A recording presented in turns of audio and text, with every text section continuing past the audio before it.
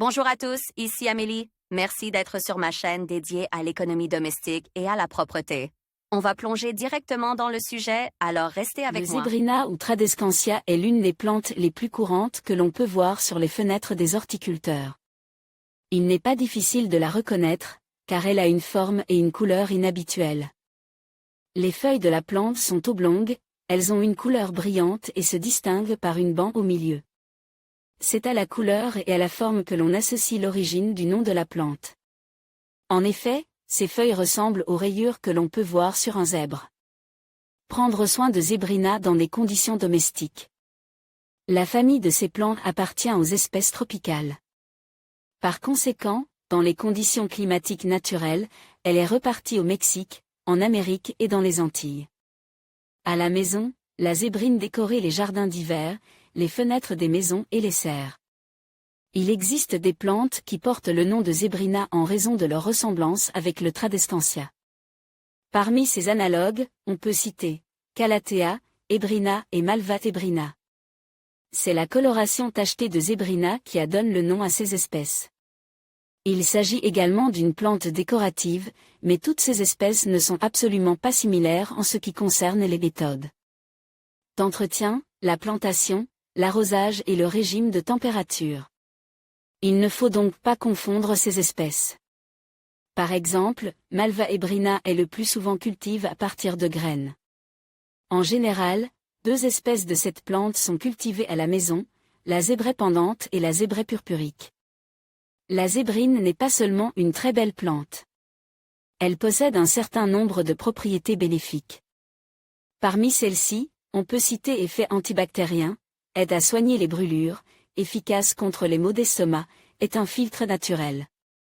Vous apprendrez ci-dessous comment soigner correctement la zébrina à la maison. Emplacement et éclairage. La zébrine ne nécessitait pas de soins particuliers, il suffit d'observer quelques subtilités, et cette plante vous comblera alors de ses fleurs pendant de nombreuses années.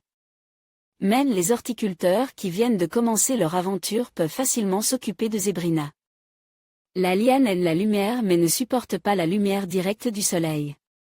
Choisissez donc un emplacement approprié, idéalement un rebord de fenêtre. Essayez de donner à cette plante le plus d'espace et d'air possible. Pour ce faire, aérez la piste tous les jours, en la saturant d'oxygène.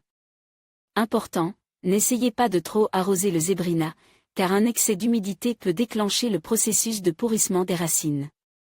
Il n'est pas superflu de planter la fleur en été en pleine terre, elle deviendra une excellente décoration de votre parterre de fleurs. Et complétera l'aménagement de n'importe quel paysage. Régime de température. Le régime de température confortable pour le Tradescantia se situe entre +20 et +24 degrés Celsius. Pendant la période fraîche de l'automne et de l'hiver, il peut supporter jusqu'à +130 degrés Celsius, mais pas moins. Essayez d'arroser et de pulvériser la plante régulièrement. La période d'activité se situe au printemps et en été, c'est à cette époque que le Zébrina grandit et prend de la masse.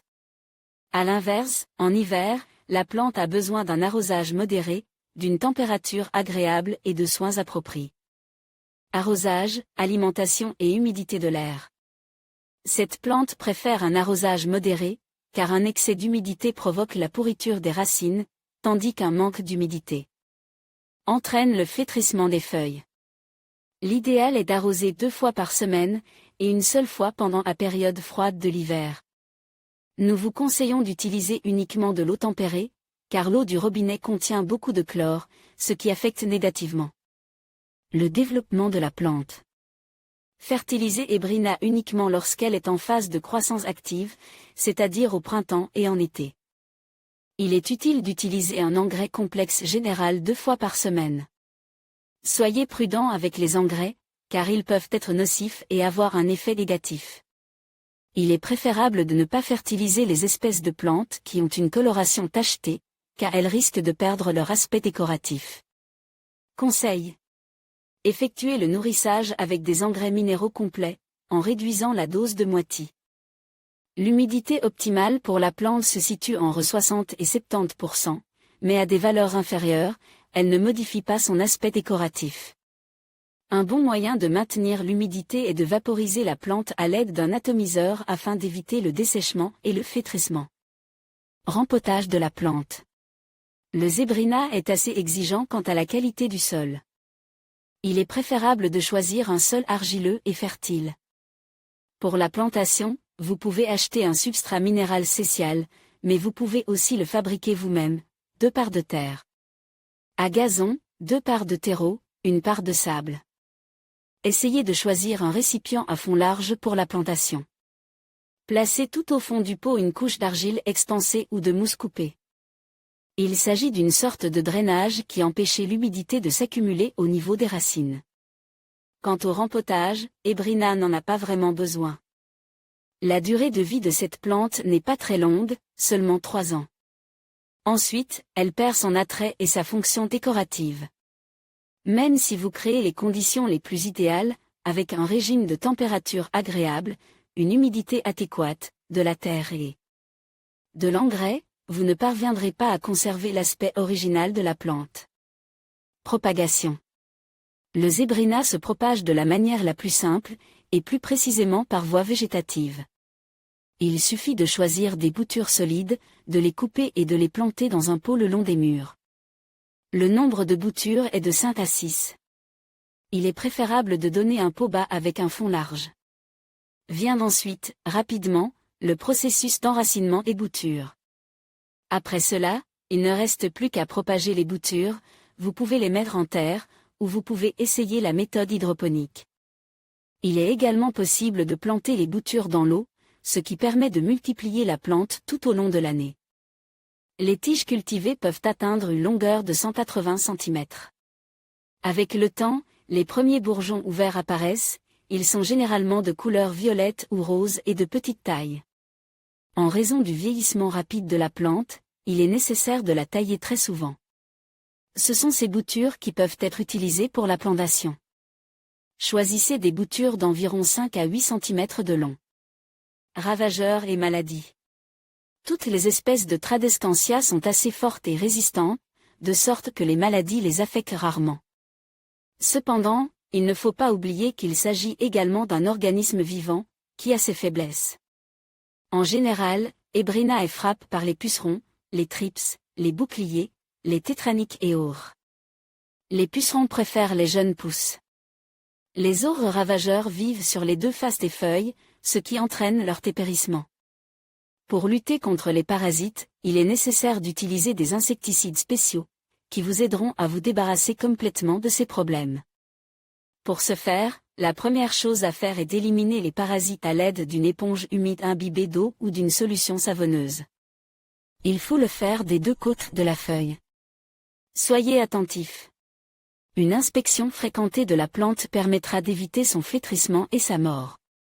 Si les dégâts sont minimes, utilisez une mousse savonneuse, si les lésions sont plus importantes, utilisez un insecticide. Problème que l'apparence de la plante vous indiquera. Peu de feuilles, pas assez de lumière, de nourriture et d'eau, les feuilles sont de la même couleur, pas assez de lumière, les feuilles sont jaunes, laides, léthargiques, pas assez d'eau, les extrémités des feuilles sont sèches, de couleur jaune, air trop sec dans la pisse. Propriétés utiles de zébrina. La zébrine n'est pas seulement une plante ornementale. Elle possède de nombreuses propriétés médicinales. Cela était déjà connu au XIXe siècle, et nos ancêtres utilisaient largement la plante comme remède pour une variété de maladies. Par exemple, à Cuba, on utilisait le Tradescantia pour traiter la tuberculose. À la maison, il faut savoir que les chats sont très friands de cette plante et qu'elle leur est manifestement pas indifférente. Ne vous empressez pas de gronder vos animaux, sachez qu'ils sont ainsi traités. Vous pouvez également ajouter les feuilles de cette plante à la nourriture des chats, tortues, oiseaux, hamsters, car cette plante possède tout un complexe vitaminique qui contribuera à maintenir la santé de vos animaux de compagnie. Jusqu'à nos jours, de nombreuses recettes ont été accumulées, à l'aide desquelles on peut traiter différents types de maladies. En cas de plaies ouvertes et d'échymose sur le corps, il est conseillé d'appliquer une feuille de zébrina avec la face inférieure sur la zone endommagée de la peau, et de la lier avec un bandage ou d'y coller un sparadrap. Si vous avez des pustules prononcées, des furoncles, des éruptions cutanées d'origine allergique sur votre corps, alors pour soulager vos symptômes, vous pouvez utiliser du jus ou du gruau de Tradescantia. Vous pouvez préparer une teinture à base d'alcool, qui vous aidera également à faire face aux affections. On attribue également à Zébrina les propriétés antidiabétiques, car il contient des éléments qui contribuent à réduire le taux de sucre. La composition de la plante contient également des phytoncides, c'est-à-dire des éléments qui éliminent divers agents pathogènes et virus. La plante est très efficace contre la colite, les ulcérés et d'autres maladies gastro-intestinales. Cette plante est également similaire à la moustache dorée, tant par son aspect que par ses propriétés curatives. Il est important de ne pas pratiquer l'automédication, car la médecine populaire n'est qu'un complément au traitement traditionnel. Lorsque Zébrina deviendra un résident permanent de votre maison, vous pourrez respirer avec aisance. Cela est dû au fait que le Tradescantia est un filtre naturel. Il ressent subtilement la situation écologique de l'habitation. Si la pisse présente des problèmes géopathogènes, la plante ne s'enracinera probablement pas.